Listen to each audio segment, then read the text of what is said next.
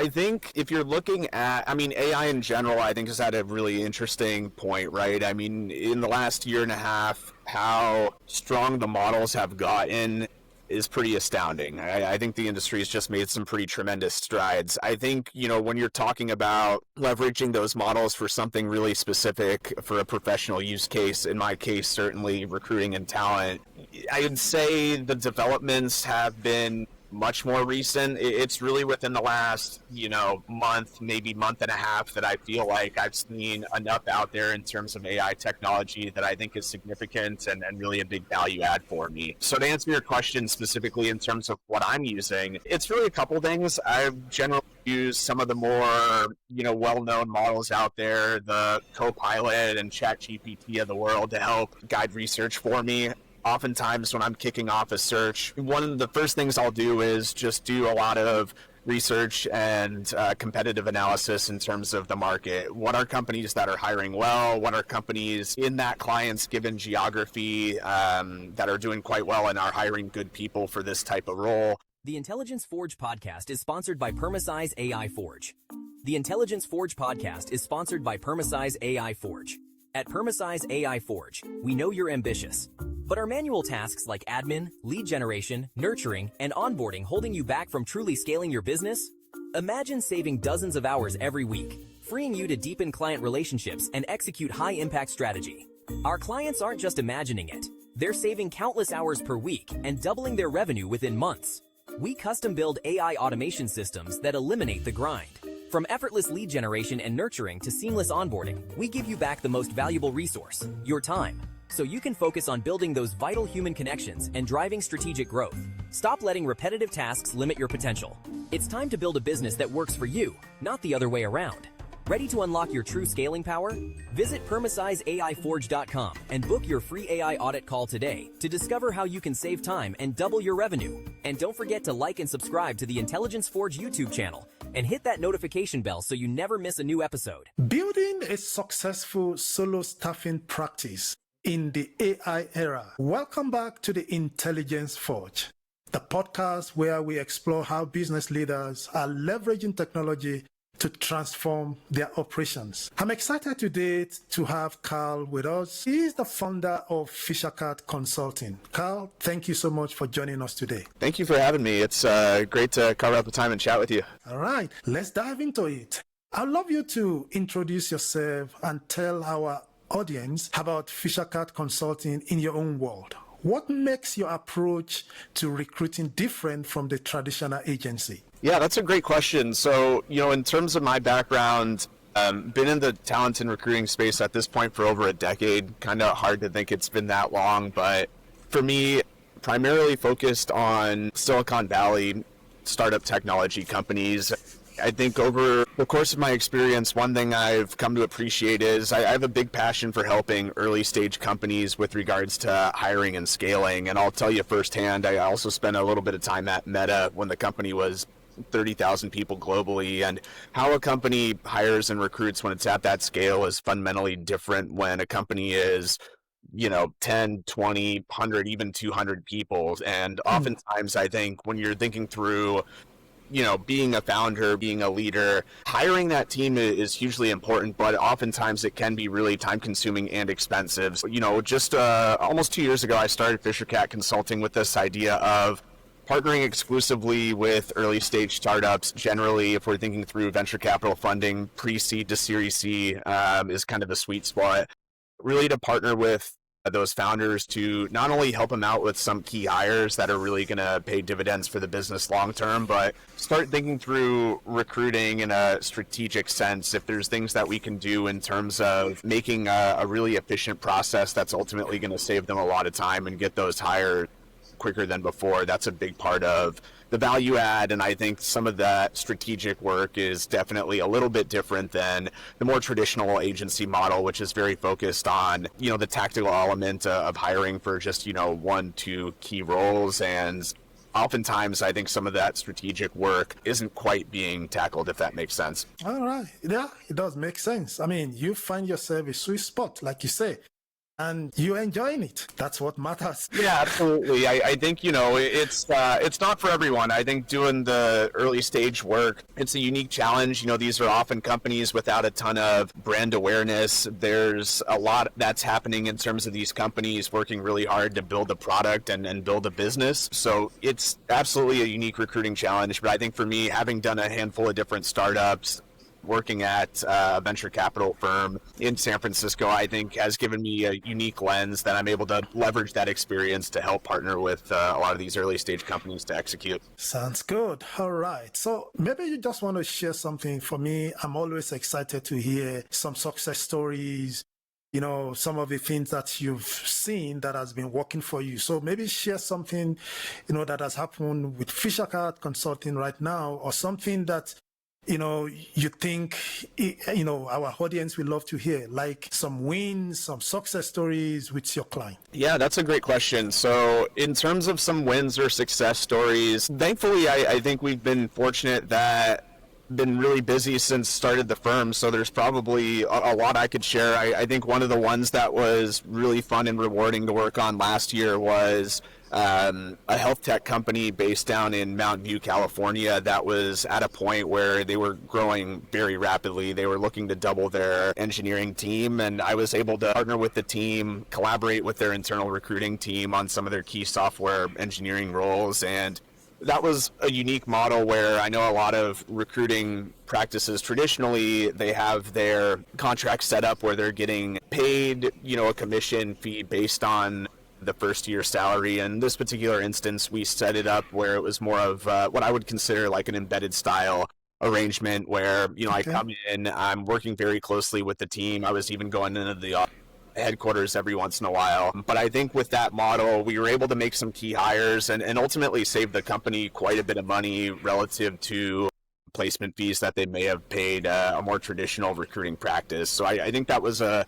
win that I was really excited about. More recently hired a pretty senior AI engineer with a generative AI company also here in the Bay Area. And that one was a tough search. I think right now, engineers who are doing anything around machine learning or AI, it's incredibly competitive. If you look at some of the wages that the, big AI labs, the Anthropics and OpenAIs of the world, there may not be a more competitive role out there right now. And we were able to find someone really strong for that particular client and functions. But those are a couple just, relatively recent wins in different use cases, right? A company that is at a point where they're starting to head towards unicorn status and a pretty great valuation. And then another one that was arguably as early as it gets, had just raised kind of the seed round of funding, and the team was still under a dozen people at the time. I mean, I really love the courage you have because, again, the niche that focusing on, it's not really straightforward. But again, for you to have some of these wins that you're sharing now, again, it means that you actually understand and you know how to work it out, which is very brilliant. But however, I'm just curious to ask you, just like a follow-up, you mentioned earlier now that, you're able to save the company some money.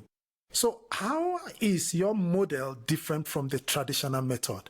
I believe this is some of the things that that some of the people you're contacting to say you want to help them, they will see, and then this is not just like the traditional people that we know. So how is your method different from, the traditional method? Yeah, great question. So I will preface my answer by saying, especially as I was getting the practice off the ground, I candidly experimented with a lot of different models, and I think I'm a big believer that flexibility and the ability to kind of be agile with regards to some of these contracts and partnerships is huge, right? And one thing I tell founders, if you think I'm the right person to help you out and recruit, I have full confidence we'll be able to figure out something that makes sense for me. It makes sense for you too. So I've done a lot of different things at this point. The model has sort of crystallized where there's two offerings that I've seen work really well for companies that are, in that size and stage that we're focused on.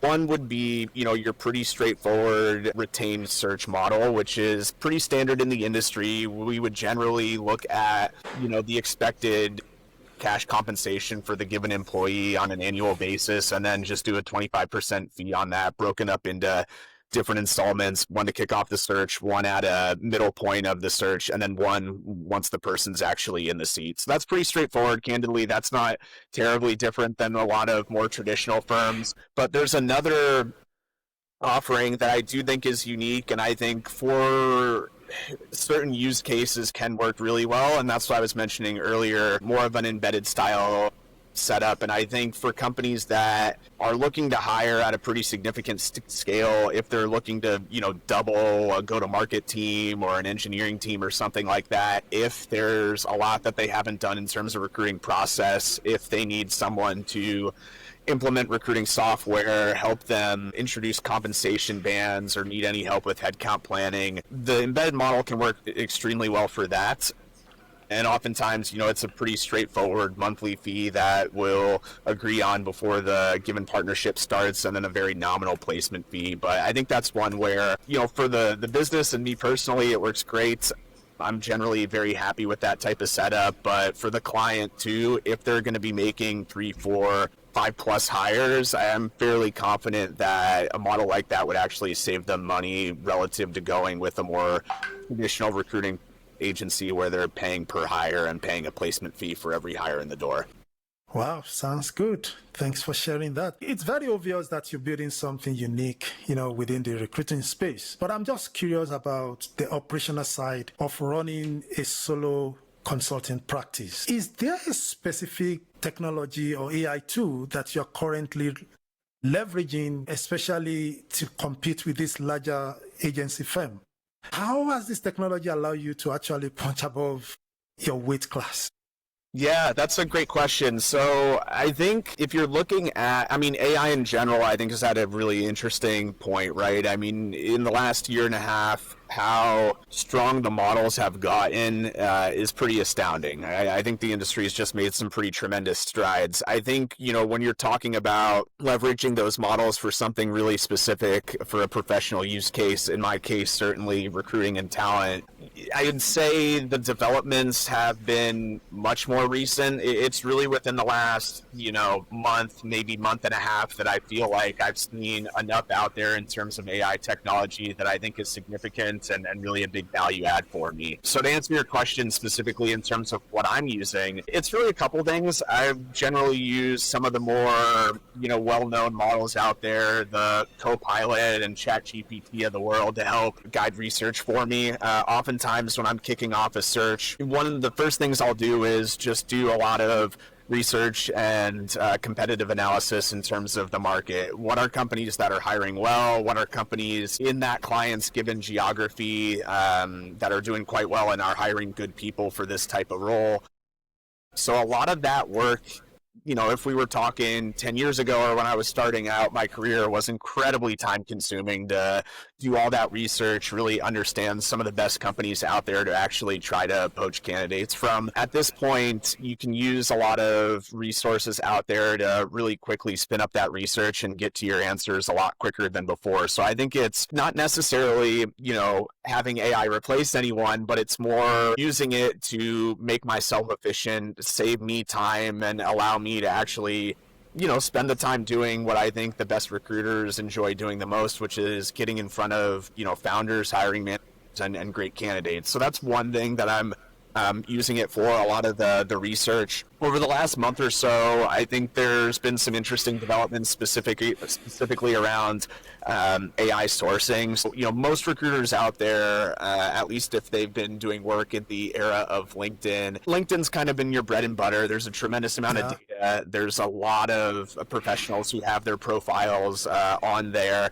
But LinkedIn isn't necessarily going to get you 100% of the way. So I found that there's certain, AI sourcing agents that have been great to supplement some of my LinkedIn sourcing. Stardex is the one that I personally use.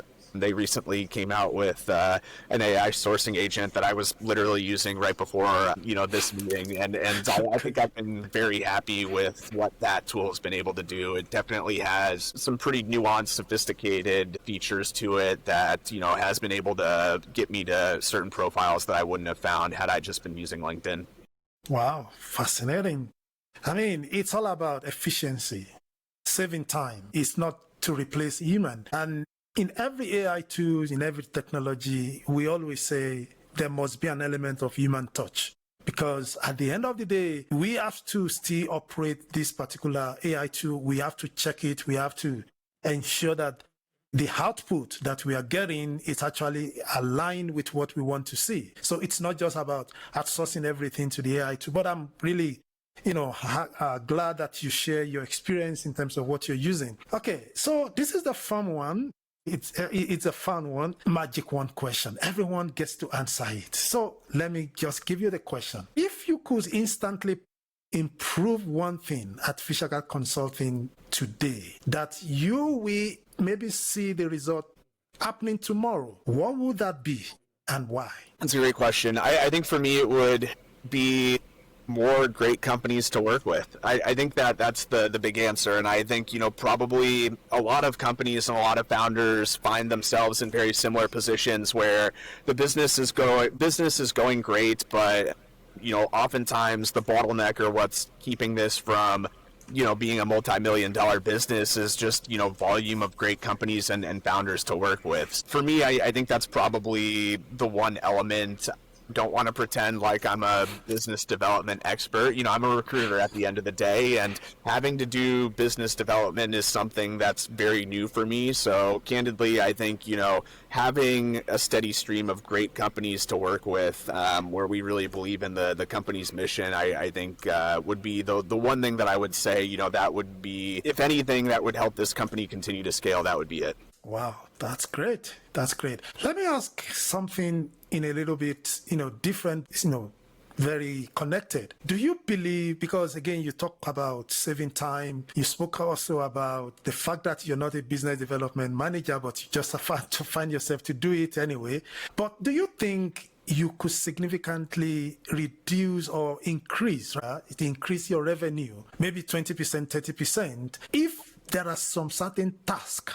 There are some certain things that you're doing, some of those manual things, repetitive tasks, if you are able to automate them without you have to do them manually, do you think that will add to your bottom line? I don't know if I would go as far as to say it would directly impact the bottom line. I think it would, some of those things that are automated with AI, ultimately it's just around, I would say, time is the most valuable commodity, honestly, and Sure. Just making sure that, I'm using my time efficiently, especially kind of going back to your earlier question around AI. I think we similarly have the same philosophy around how to use AI, and I think it's less around, doing certain things for me, but day to day there are some very mundane elementary tasks that are very necessary. They have to be done, but There's just more high leverage ways that I can spend my time. So, if I can point AI to doing some of those things, or at least saving me time to actually, like I said earlier,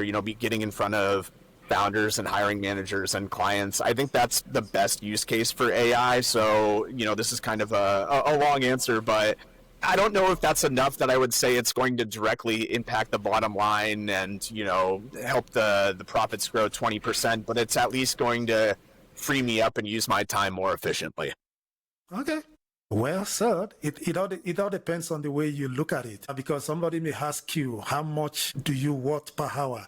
If you have to pay yourself, or if somebody have to pay you per hour, how much would that be? And then when you quantify that with doing some of those things, then you could be able to tell yourself, okay, this is how much I'm saving. Well, I'm just throwing it out there. It's a different perspective. Anyway, thanks for sharing that with us.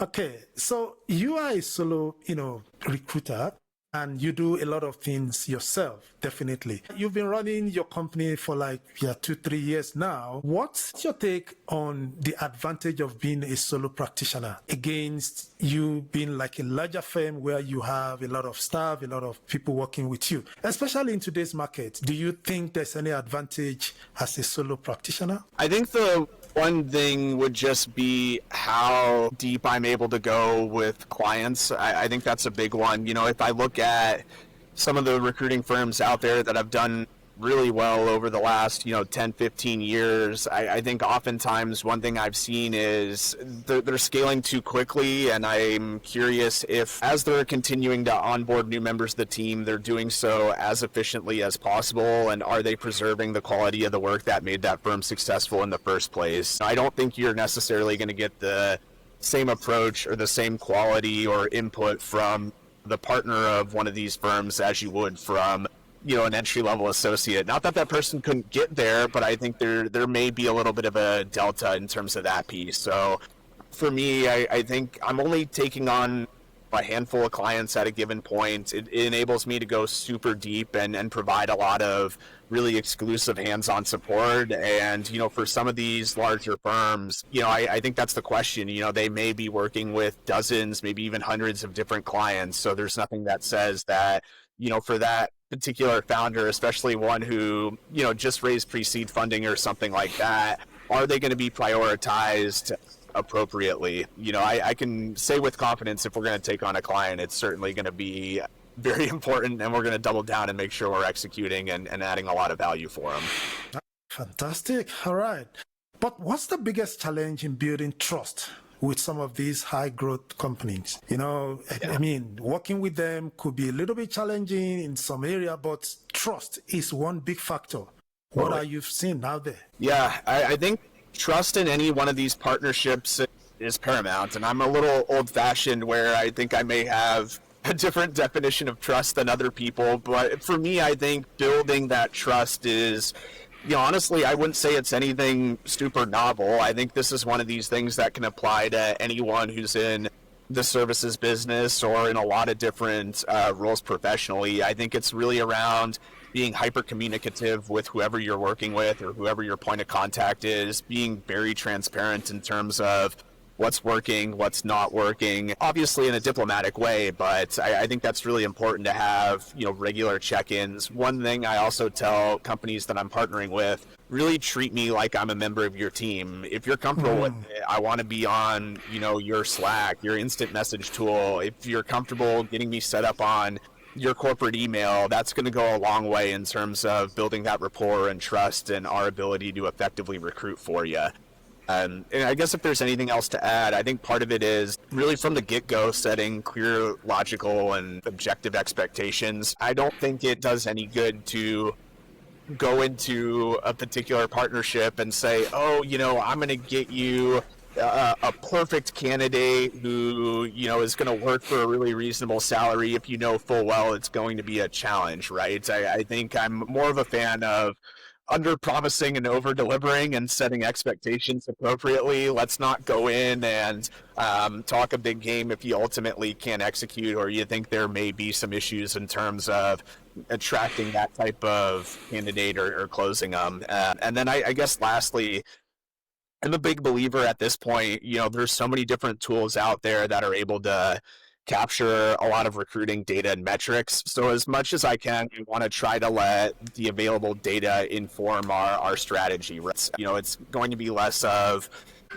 me, a human being with, some subjective opinions at times telling people what to do, but, data doesn't lie at the end of the day. So it's there for a reason, and we should really let that guide our decision making and let that kind of govern how we're going to recruit. Fascinating. Thank you so much. Let's dig into something very specific in terms of the challenges when it comes to scaling a solo consulting firm. I looked into your LinkedIn presence and I think I noticed that you share some valuable insight, but there are some gaps that I notice, sometimes a month, 2 months.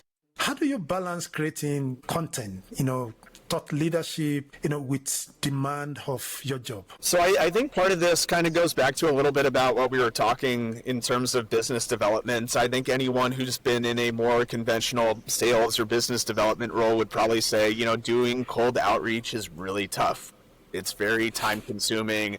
The chances of you getting, a positive response on a cold in-mail or a cold email isn't great. But I think we're at a point where social media, be it Instagram, Talk, LinkedIn, it's a tool that exists whether you like it or not. It's definitely a great lever to pull on just in terms of your external presence. I think, for me personally, I would just say I'm not super comfortable posting frequently. I think, I'm of the opinion that quality over quantity. If I have something insightful and meaningful to say, I'll go ahead and post something. I'm generally a big fan of, writing more, I guess you could say, kind of a long form blog post than, just kind of a short LinkedIn post or something like that. So that's kind of been what I've been doing, more just kind of the quarterly blog posts. And the other thing, especially this year, that I started doing is tapping into my network, pulling in other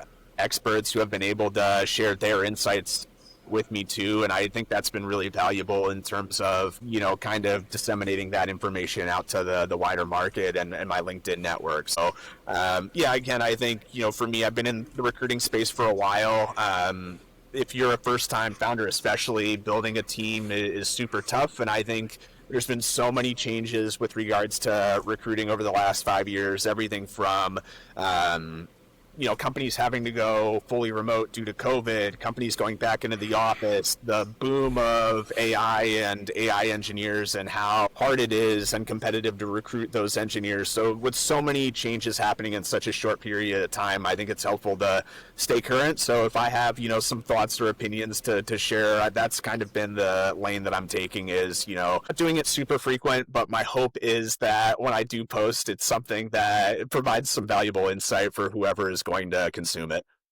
Yeah, I think it also depends on the strategy, that you're developing. So if you're looking at it like, well, you want to use your content as a tool for lead generation, then you know that you have to build some strategy into it. But if you look at it like, well, I just want to share my thought, I want to share other people's thought for people to just, follow, again, that's another way. You can also look at it like, okay, am I building a brand for myself? I want to build an authority in this space. Again, that's also another strategy. So I think it all depends on what's your end goal, what's the outcome that you want to achieve in everything.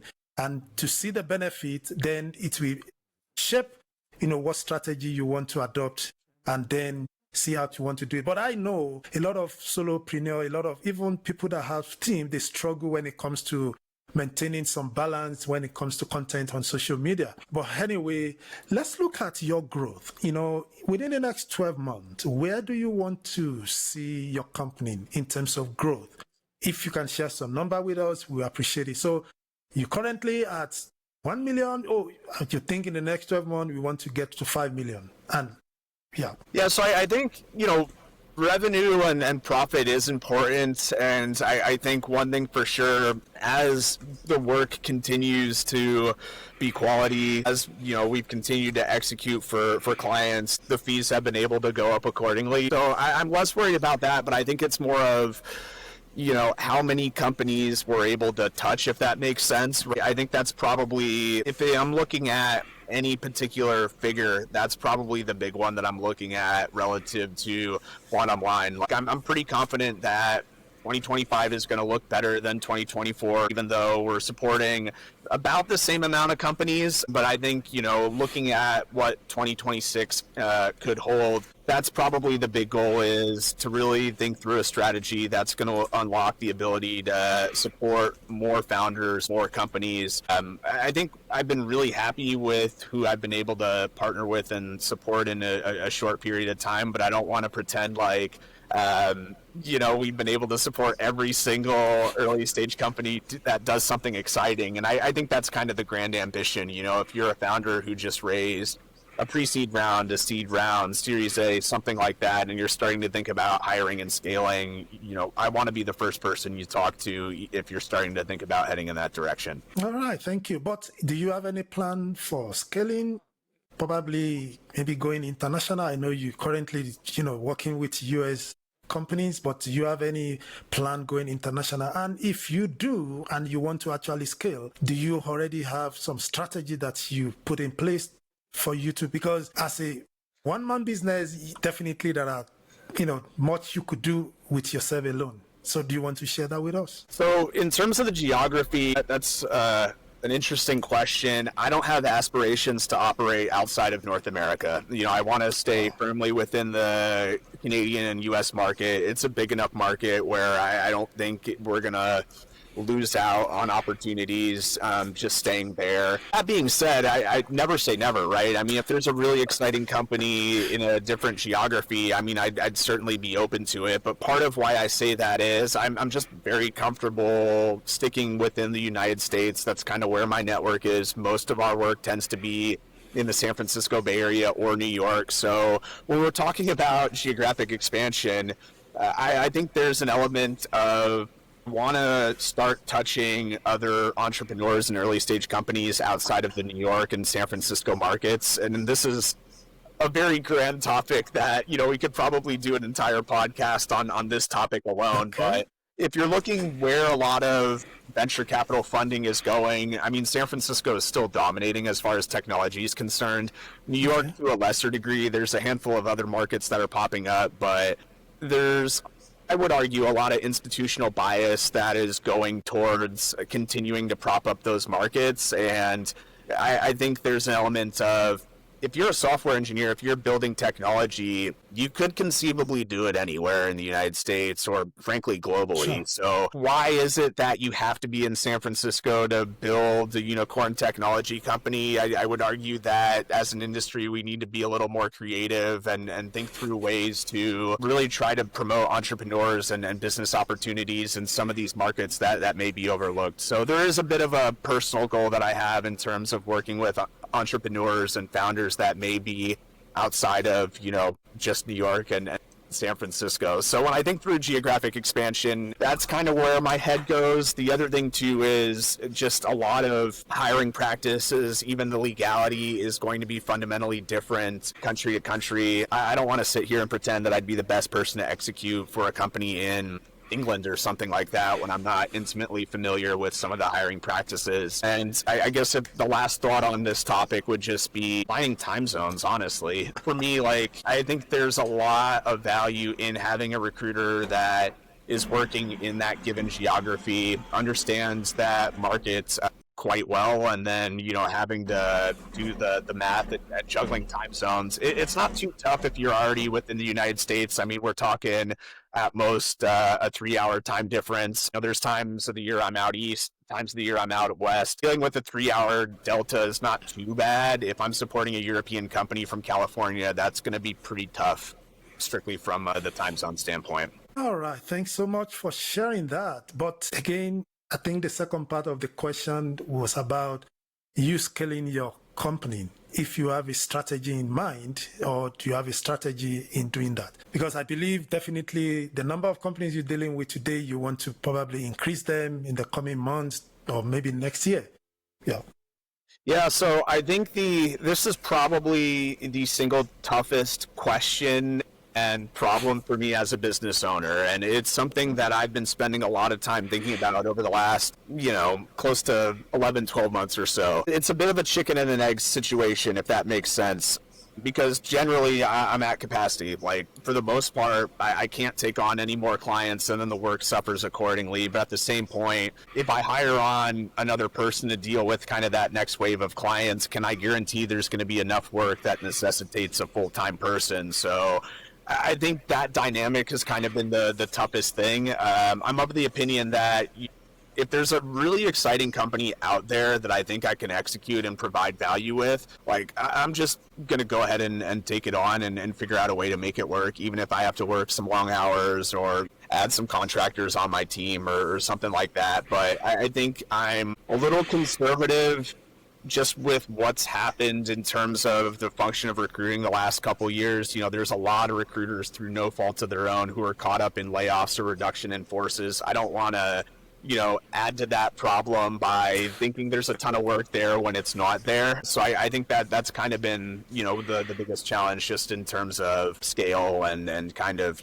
continuing to grow the business here. Last year, there were plenty of moments where I was pushing away work that were really exciting companies, but, for me, it was just I'm at capacity. I don't think I'm going to be the right person to add value in the way that I would typically like if there's just, more hours in the day and I didn't have a lot of clients that I need to execute for already. So I think that's probably been the toughest thing. And like I said, it's a bit of a chicken and an egg situation. I'm at the point now where I think the decision is, the work needs to be there to continue to hire people. I'm not going to hire someone and then just cross my fingers and hope that the work's going to be there. All right. Yeah. Well said. I think I agree with you. But it boils down now in terms of time management, because even if you want to do more, it means that there are some things you have to cut back so that you can be able to free up time for you to be able to do it. And if it gets to a stage whereby you definitely realize that you need somebody to come in, yes, definitely.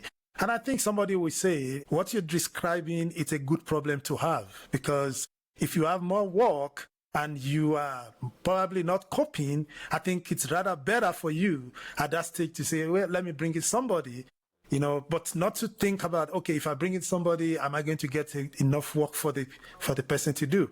Well, both are a good problem to have, because when you have your potential, you have the potential, and definitely this could be done, this is possible. I mean, the same reason why you get into what you're doing currently now, nobody promised you anything when you started. You started with a leap of faith that, well, I'm just going to succeed. The same way you can tell yourself, well, now I want to take the next step because this is where I think the company should go. Yeah. So it's a decision that you still have to make at one stage. But anyway, thanks for sharing that. No problem. All right. It has been an incredible, insightful, moment. I mean, with you, you've said a lot of things. And I think in wrapping up, just one or two more questions. If you're sitting now in front of somebody that just want to get started, somebody who say, well, I think I love recruiting. I don't know where to start from. Now they're listening, they're hearing, watching this podcast at one stage, and then they're like, wow, I think I should get in touch with this guy. What piece of advice will you be giving them, for them to get started, to keep going, and to continue to sustain at that level? That's a great question. I would say identify someone that you think would be a great mentor for you. I think that's probably something I would say, across any function or discipline would pay dividends for you. If it's, software engineering, sales, really, the best advice I would say is not necessarily pick based on the company or the brand, but based on who your manager is going to be and someone who's going to be willing and able to spend some time with you and get you up to speed. Recruiting's not rocket science. I don't want to sit here and pretend like it's the most intellectually challenging job. I'm not splitting the atom over here, but at the same time, I think it's hard work in the sense that, you do have to put a lot of hours into it, right? And I think it's position too where you're going to get a lot of no's. You're going to get a lot of companies who say, hey, the timing's not right. A lot of candidates who say, hey, I don't want to chat with it right now. I'm very happy in my role. The one thing that I think is the toughest about recruiting, believe it or not, is telling a great person that they didn't get the job. That for me is still something that it's tough to deliver that news and that feedback. So I think you need to be comfortable with that. But all that being said, someone who again is going to be able to get you up to speed, spend some time with you, help you understand their learnings and what's made them successful, and also just kind of being a bit of a role model and someone who can follow their example, I think would be super important for anyone who's thinking about getting into recruiting for the first time. Yeah, I guess hearing such news is not something that anyone will be looking for, especially you said a great candidate, especially maybe you already told them, wow, you are the perfect fit for this position, and you've made a lot of, not promise per se, but giving them some kind of indication that, yeah, you're definitely going to land the job. And at the end of the day, something happened and then the company say, oh, we're sorry, we're not going to take them. Well, it is what it is. We just have to move on from there. Right, and I think there's, as much as you want to build like a really tight, objective recruiting process, at the end of the day, it's going to be human beings making this decision, right? Like, yeah, sure. Sometimes, there's so many things that can happen in terms of, I've worked at companies where, someone interviews, they're doing quite well, and then they say, hey, based on financial reasons, we don't think we need to bring on this person. There's also situations where there's 3 really strong people, but only one role to fill, and you have to tell 2 excellent people that there just happened to be someone a little bit better. The other thing too, recruiting, or I should say interviewing, is really stressful, right? I don't want to minimize that. Doing all the preparation, being a little vulnerable in terms of answering questions, and I think as a recruiter, there's plenty of instances where I build a rapport and a relationship with candidates, and then, even if someone's not the right fit for it, they still may be just like a good person, just not a fit for that specific role at that company. And I think there's definitely times where that piece is a little tough to telling someone who's just genuinely a good human that the company is going to move in a different direction. Yeah, well said. It is what it is.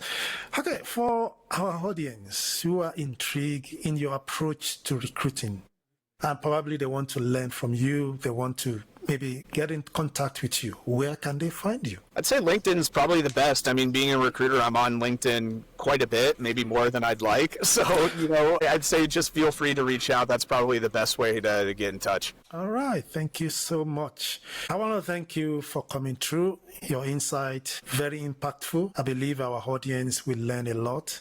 Is there any other thing you want to share with us? No, I mean, this was a great conversation from my perspective. I really appreciate a lot of your questions and the conversation, and I can't thank you enough for carving out the time. Thank you so much too for coming. Learning from you, I never believed anyone could run a recruiting company alone. Really, when I saw your profile, I was really intrigued, like, wow. I think the only thing I can say is the aspect of scaling. I think we covered that. So, but to be able to run it successfully, profitably, being comfortable, I think I give kudos to you. And I think a lot of people can learn from that to say, yes, if you could do it, they could also do it. Thank you so much for coming through. We really do appreciate you. You too, right? You didn't quit your day job to become a full-time admin assistant. The Intelligence Forge podcast is sponsored by Permasize AI Forge.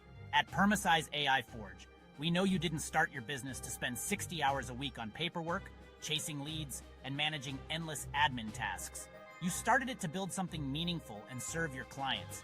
But right now, you're trapped in the day-to-day grind instead of growing your business. What if I told you our clients are reclaiming 15, 20 hours per week, increasing their revenue by 30 to 50% within 6, 12 months, and finally getting their lives back? We don't just automate random tasks.